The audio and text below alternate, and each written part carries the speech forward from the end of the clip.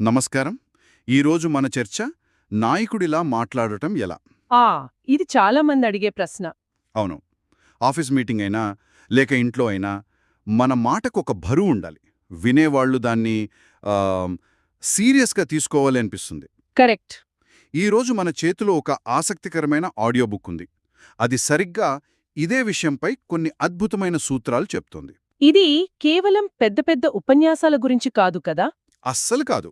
మన రోజువారీ సంభాషణలోనే మార్పు ఎలా తీసుకురావాలి అనే దాని గురించి. అయితే లోతుల్లోకి వెళ్ళి అసలు విషయమేంటో చూద్దామా? తప్పకుండా.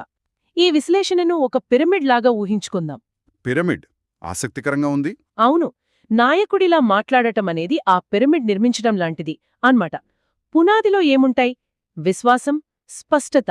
అవి లేకుండా పైన ఏది కట్టినా కూలిపోతుంది. ఖచ్చితంగా. ఆ పునాది గట్టిపడ్డాక మన స్వరం, మన ఉనికితో ఆ భవనాన్ని ఎలా నిర్మించాలో చూద్దాం. చివరగా ఆ శిఖరం నుండి మన మాటలు ఇతరుల్ని ఎలా ప్రభావితం చేస్తాయో చర్చిద్దాం.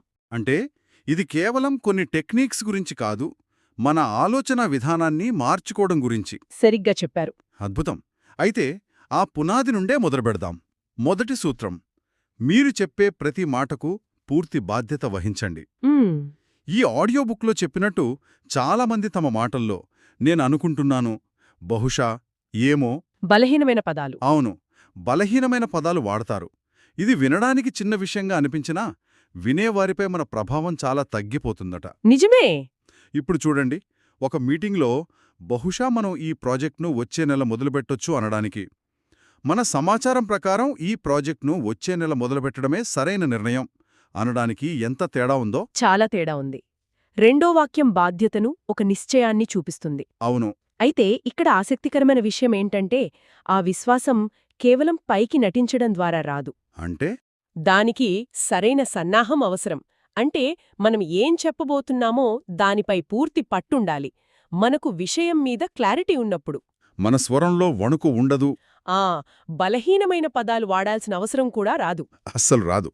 ఇంకో ముఖ్యమైన విషయం, మన మాటలకు, చేతలకు మధ్య పొంతన ఉండటం. ఓ, ఇది చాలా ముఖ్యం. మనం చెప్పేది ఒకటి, చేసేది మరొకటి అయితే మనం ఎంత గట్టిగా మాట్లాడినా ప్రజలు నమ్మరు.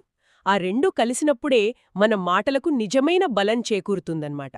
అయితే మనమెంత విశ్వాసంగా ఉన్నా మనం చెప్పేది అవతలవారికి అర్థం కాకపోతే ప్రయోజనం లేదు గదా.